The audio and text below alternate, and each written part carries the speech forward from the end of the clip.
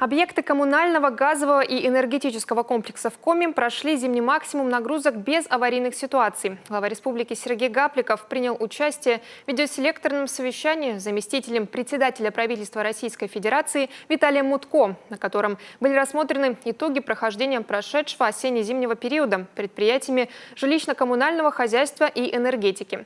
Так, отопительный период на территории республики проходит в штатном режиме.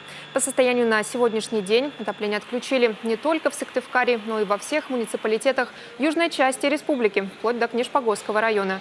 По итогам подготовки и прохождения отопительного периода все 100% муниципальных образований получили паспорта и акты готовности. На 85% сократилось количество технологических сбоев и инцидентов, время устранения которых превысило нормативные сроки. Министерство энергетики, жилищно-коммунального хозяйства и тарифов республики продолжает ежесуточно контролировать работу объектов жилищно-коммунального, газового и энергетического комплексов.